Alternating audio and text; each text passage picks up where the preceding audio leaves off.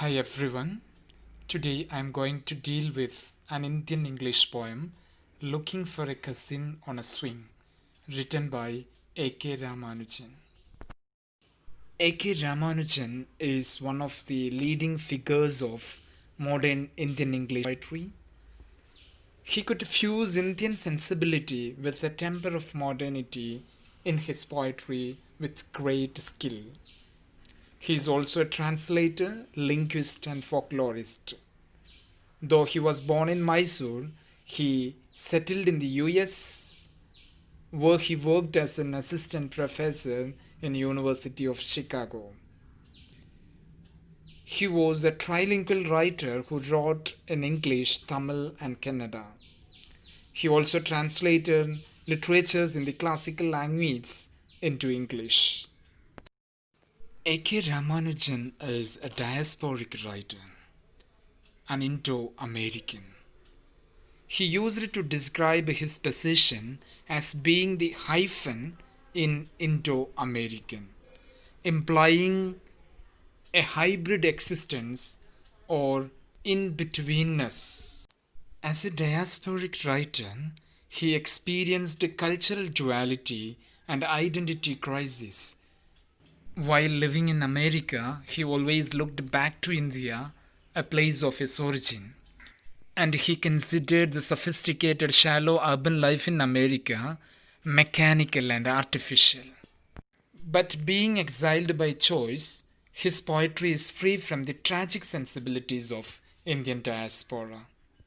A sense of belonging, search for identity, nostalgia, family relationships, home become central ideas in his poetry. Now let's look into his major poetic works and awards. Major poetry collections include The Striders, published in 1966, Relations in 1971, Second Sight in 1986, and The Collected Poems, published posthumously in 1995. He was awarded Padma Shri in 1976, MacArthur Fellowship in 1983, and Sahitya Akademi Award in 1999 for his collection of poems, The Collected Poems. Let's read the poem Looking for a Cousin on a Swing. When she was 4 or 5, she sat on a village swing, and her cousin, 6 or 7, sat himself against her. With every lunge of the swing, she felt him in the lunging pits of her feeling. Shall we begin from the title? What does it bring to your mind? It conveys the essence of the poem, I hope. Look at the words used in the title. Looking for. Looking for implies a type of search being conducted by the speaker. So it implies the feeling of identity crisis and a search for identity, especially when the poet is one who migrated to America and settled there. The next word, cousin, stands for family or relationship, which becomes a major theme in his poetry. The word swing is the powerful image used in this particular poem, which evokes a lot more things. It connotes nostalgia, that is longing for the past, childhood and its associated innocence, happiness, and carefree life. It also evokes the rustic beauty, especially to one who lives in city. Now look at the beginning of the poem. when she was 4 or 5. So it's clear that the poem is written in third person narrative, and the tense used here is past tense to show that this is a memory or an incident happened in the past. She sat on a village swing, and her cousin, 6 or 7, sat himself against her. The speaker talks about a girl of 4 or 5 and a boy, her cousin, of 6 or 7, who sat on a village swing. The incident takes place in a village. Two small children on a village swing evokes the innocence and happiness of childhood and the rustic beauty. The speaker is not sure of the age of the children, as it is a past incident.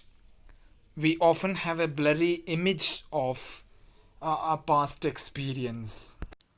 With every lunge of the swing, she felt him in the lunging pits of her feeling. The poem takes a different turn here. Look at the words used here. Lunge means a sudden forward movement. So, with every lunge of the swing, she felt him. With every movement of the swing, she started feeling the boy in the lunging pits of her feeling. Pit, the lower abdomen. The repetition of the word lunge and the expression lunging pit carry sexual connotation, implying the sense that the girl is sexually aroused. But this erotic pleasure she gets from the physical contact is innocent and accidental, as they are small children. One more thing to be noticed here is that the speaker says she felt him. Then what about the boy? Whether the speaker simply tries to convey that the girl is more mature than the boy, irrespective of their age difference, or he deliberately leaves untold of the boy's feeling.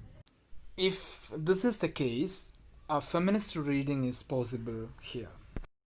And afterwards, we climbed a tree, she said, not very tall, but full of leaves like those of a fig tree, and we were very innocent about it.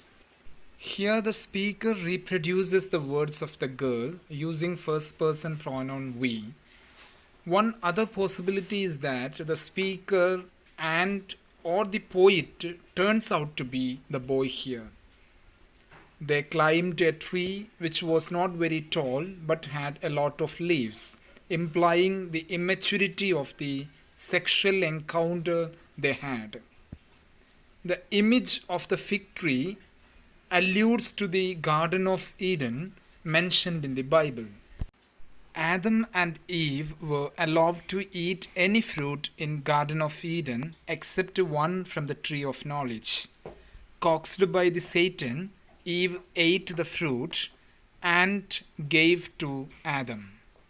After that, they lost their innocence and they became aware of their nakedness, and they used fig leaves to cover their nakedness.